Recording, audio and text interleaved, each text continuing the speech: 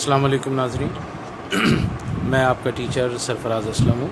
आज हम अकाउंटिंग की पहली क्लास से शुरू कर रहे हैं। सबसे पहले अकाउंटिंग की डेफिनेशन का जानना हमारे लिए इंतहाई ज़रूरी है। तो चलें स्टार्ट करते हैं। अकाउंटिंग की definition,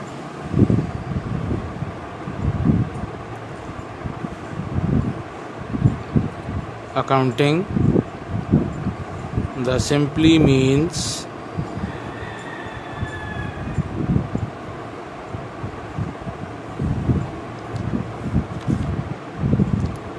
by which we measure and describe the results of economic activities.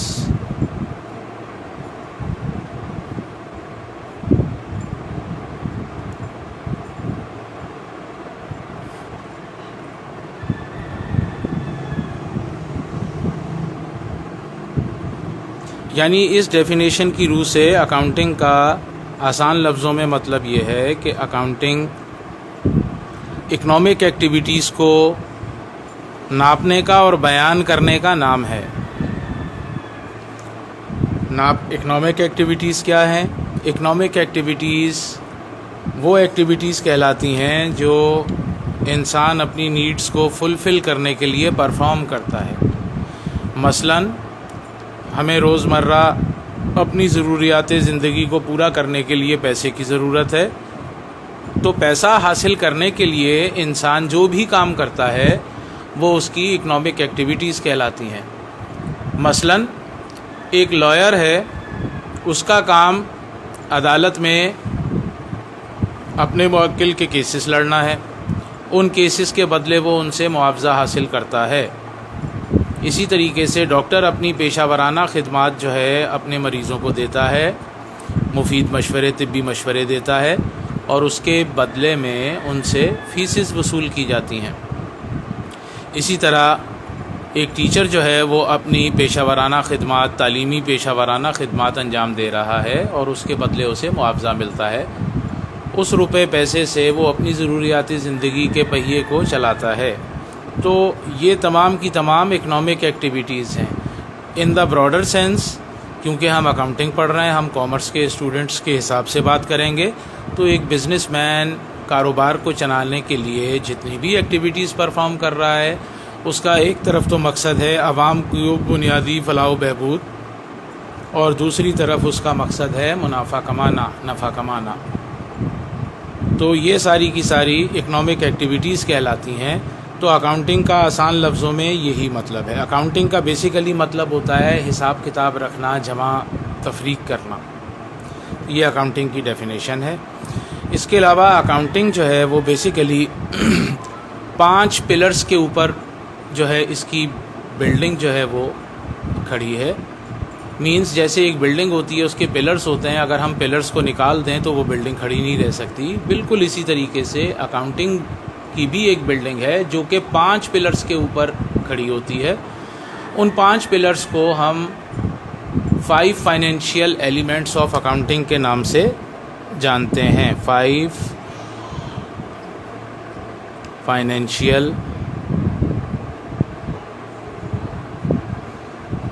Elements of accounting.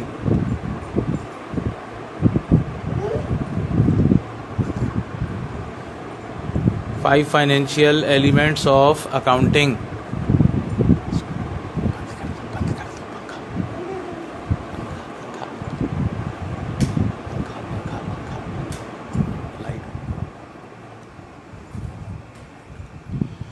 Five financial elements of accounting, या समटाइम हम इन्हें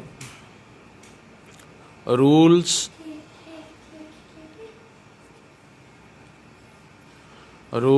of debit and credit, debit and credit भी कहते हैं। ये 5 rules of debit and credit जो हैं वो दर्ज झेल हैं। नंबर 1, एसेट्स,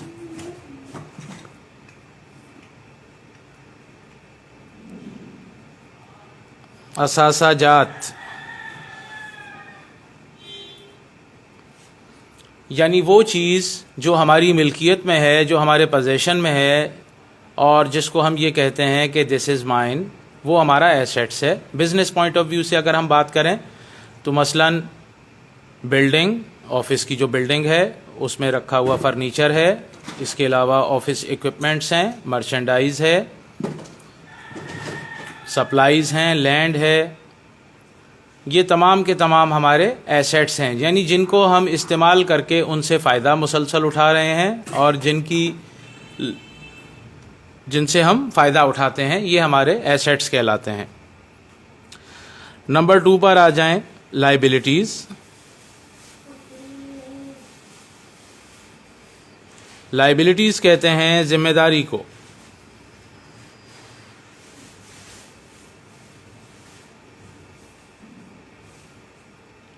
लाइबिलिटी से मुराद वो चीज़ कि जो हम किसी से उधार ख़रीदारी कर लें या उधार किसी से सर्विसेज लेकर के अपने बिज़नेस में इन्वेस्ट कर लें और हमने अभी वो पेमेंट जो है वो पे ना की हो अपने वेंडर को, अपने क्लाइंट को, तो ये लाइबिलिटीज़ कहलाती हैं। मसलन हमने पूरा महीना अपने एम्प्लॉय से उनकी सर्विसेज, उनकी खिदमात लीं और नेक्स्ट मंथ स्टार्ट हो गया है और हमने सैलरीज़ अब तक उन्हें पे नहीं की हैं, तो ये सैलरीज़ पेएबल कहलाएंगी। ये कंपनी के ओनर पर, एम्प्लॉयर पर लाइबिलिटी है।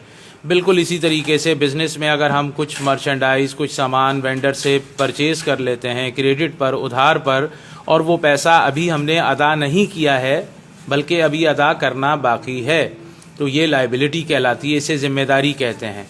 इसकी एक और आसान मिसाल दूं, मसलन हमारे ऑफिसेज़ के गैस, पानी, बिजली, टेलीफोन के बिल्स आते हैं, तो बिल्स पर मेंशन होता है payable within due date, payable after due date. Payable means कि वो कंपनी पर जिम्मेदारी है, कंपनी ने वो बिल की अदायगी जो है मुकर्ररा तारीख के अंदर अंदर करनी है, वो कंपनी पर लाइबिलिटी कहलाती है। इसी तरीके से नंबर 3 पर आ जाइए, कैपिटल।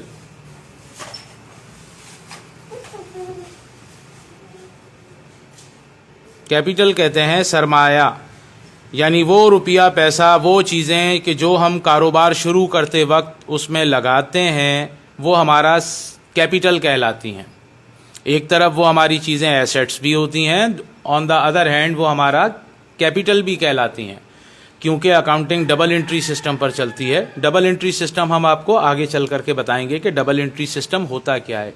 जैसा कि हम एक मिसाल देते हैं, तस्वीर के 2 रुख होते हैं, बिल्कुल इसी तरीके से अकाउंटिंग में हर चीज़ के 2 एंगल होते हैं, एक डेबिट होता है और एक क्रेडिट होता है। Number 4, revenues. रेवेन्यूज़ कहते हैं आमदनी को। आमदनी हासिल करने के कई ज़राए हो सकते हैं। एक कारोबारी आदमी जो है वो अपनी अशिया और सामान को जब मार्केट में फ़रोख्त करता है, उससे हासिल होने वाला जो रुपया पैसा होता है वो उसकी इनकम कहलाती है।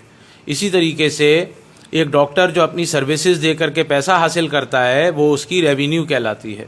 इसी तरीके से एक टीचर अपनी सर्विसेज, खिदमात फराहम करता है, उसके बदले में जो उसे रुपया पैसा हासिल हो रहा है वो उसकी रेवेन्यूज़ कहलाती हैं। Number 5, expense.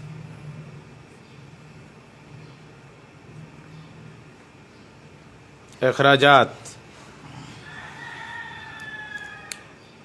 कोई भी कारोबार जब शुरू किया जाता है तो without any expense incurred we can never get income. यानी मतलब ये हुआ कि कोई भी कारोबार जब शुरू किया जाता है तो उसमें सबसे पहला बुनियादी हमें ख़र्चा करना पड़ता है, उस खर्चा करने के एवज़ में जो है फिर हमें आमदनी हासिल होती है।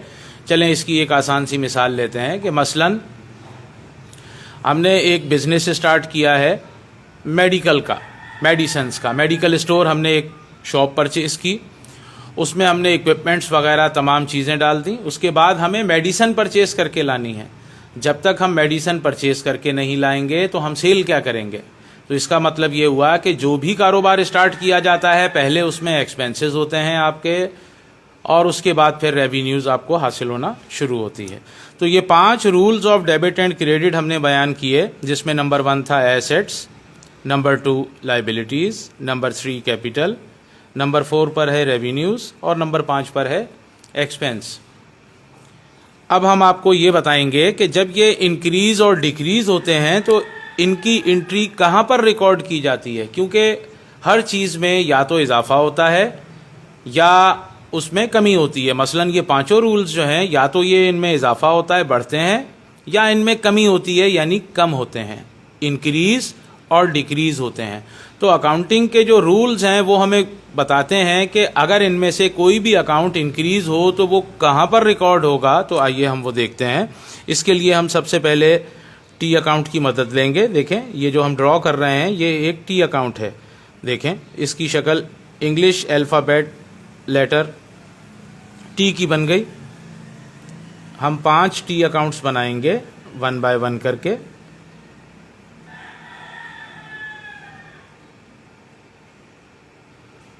ये 5 टी अकाउंट्स बनाने के बाद फिर अब आपको बताएंगे कि डेबिट और क्रेडिट किसे कहते हैं। देखें, ये 5 टी अकाउंट्स हमने बना लिए हैं। नंबर 1 के ऊपर हम लिख देंगे एसेट्स।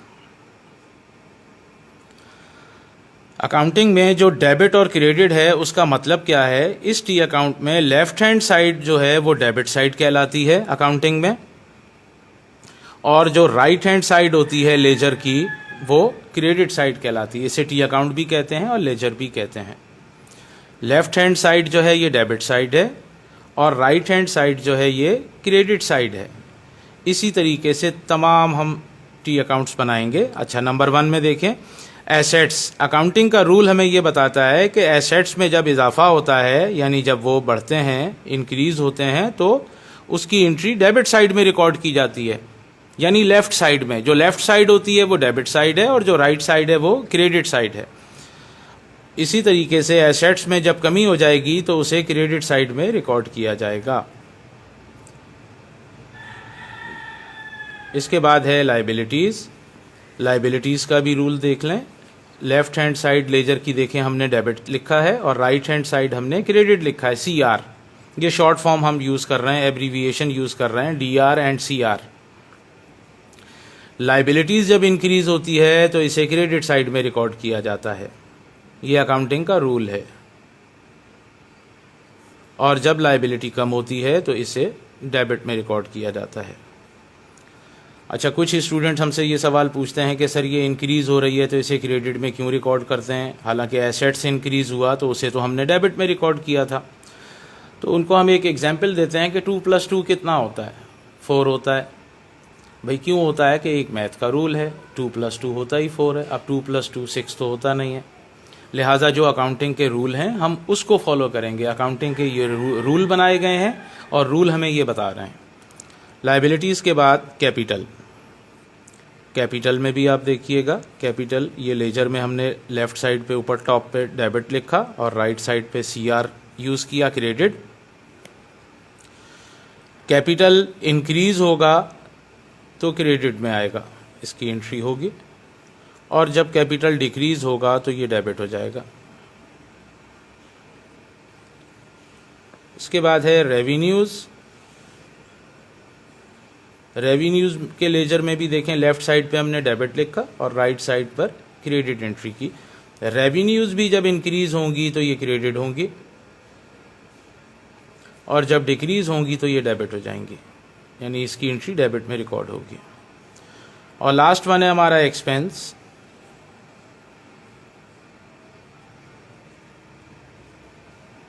एक्सपेंस जब इंक्रीज़ होगा तो ये डेबिट होगा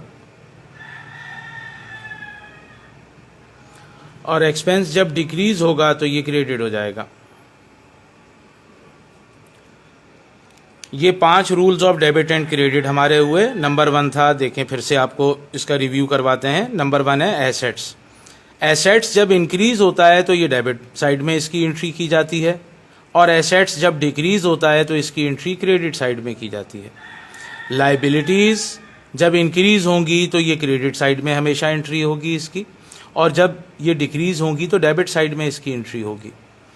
कैपिटल जब भी इंक्रीज़ होगा ये क्रेडिट साइड में इसकी एंट्री की जाएगी, और जब कैपिटल डिक्रीज़ होगा तो इसकी एंट्री डेबिट साइड में की जाएगी। रेवेन्यूज़ का भी रूल सेम है लाइबिलिटीज़ और कैपिटल की तरह। रेवेन्यूज़ जब आपकी इंक्रीज़ होंगी तो क्रेडिट होंगी, और जब रेवेन्यूज़ आपकी डिक्रीज़ होंगी तो ये डेबिट हो जाएंगी। एक्सपेंसेस का रूल, एक्सपेंस का रूल सेम एसेट्स वाला रूल है, यानी एक्सपेंस जब हमारे इंक्रीज़ होंगे, बढ़ जाएंगे, तो डेबिट साइड में इसकी एंट्री होगी, और जब डिक्रीज़ होंगे तो क्रेडिट साइड में इसकी एंट्री होगी। तो ये हमारे 5 rules of debit and credit हैं। अब आपको बताते हैं ट्रांजैक्शन, कि ट्रांजैक्शन किसे कहते हैं। ट्रांजैक्शन की मीनिंग देख लीजिए। ट्रांजैक्शन मीनिंग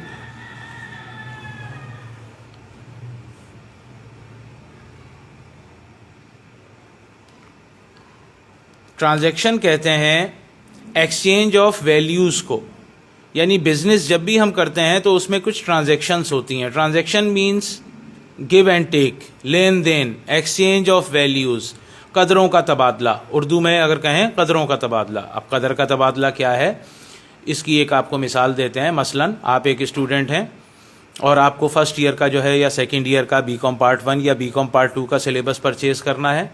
आप स्टेशनरी शॉप पर जाएंगे और स्टेशनरी शॉप के ऊपर जो बंदा मौजूद होगा आप उससे कहेंगे कि मुझे फर्स्ट ईयर कॉमर्स का सिलेबस चाहिए, और वो आपको सिलेबस प्रोवाइड कर देगा, और उसके बदले में अब आप उसे क्या चीज़ देंगे, पैसे देंगे।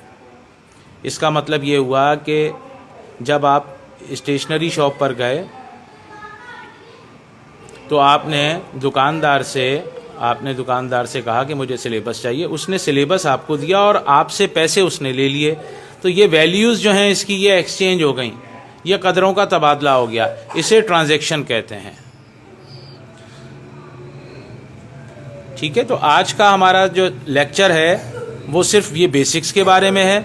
इसके बाद हम आपको जो है नेक्स्ट इसका जो स्टेप होगा, जो हमारी ट्रांजैक्शंस होंगी, जो जर्नल होंगी, वो इसके बाद आपको नेक्स्ट वीडियो के अंदर उसके बारे में आपको कुछ इन्फॉर्मेशन देंगे।